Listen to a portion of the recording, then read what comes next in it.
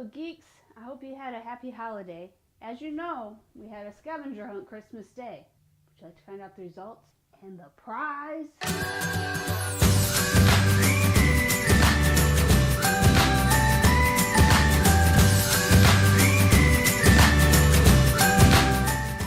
So there was actually only 2 teams competing this year for our scavenger hunt. My team, which consisted of myself, Jeremy, and Mumsykins, and Team 2, which was Michelle, Melanie, and Steve. And the winning team is not my team. Team 2 actually won by 2 points. Next year, we'll probably insist on having team names because that'll be more fun to announce than Team 2.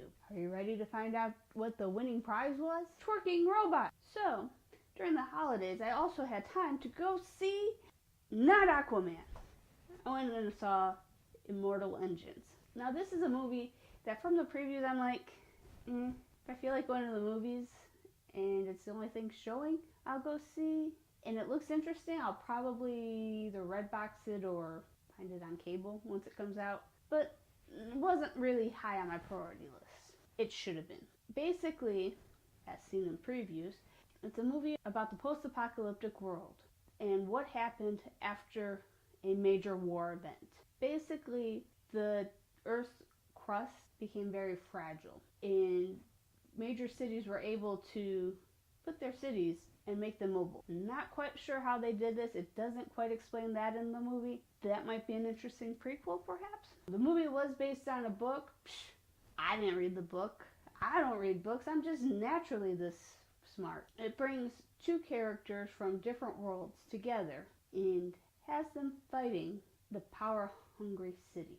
And yeah, of course, it's a love story too. Now, this movie had elements that reminds you of an anime. It might not actually be animated because it's a live-action movie, but it feels like an anime.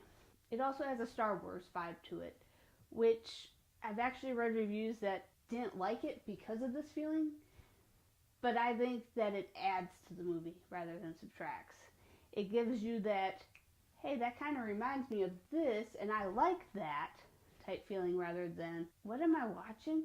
Then it is finished off with a pinch of Mad Max, which I thought more of the movie was going to be like, but I'm glad it wasn't. It just had just enough of that Mad Max feeling that it didn't make it feel like a Mad Max wannabe, but gave it some depth to the story in the movie as well.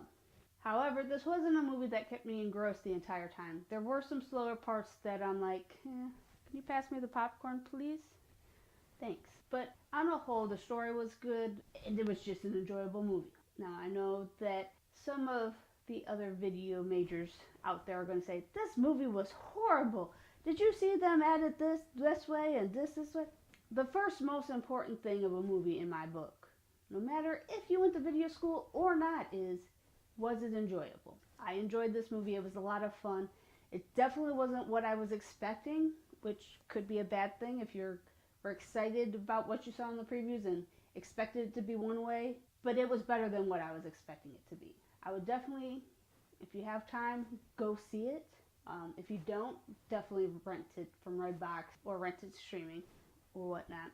It had a lot of humor that was unexpected, and it was just a lot of fun. So I really think you should go see it. And if you have any questions about this movie, let me know below. If you want to see some pictures of our scavenger hunt, look no further than the end of this video. I hope you all have a good week and Happy New Year's. We'll see you next week. Bye, geeks.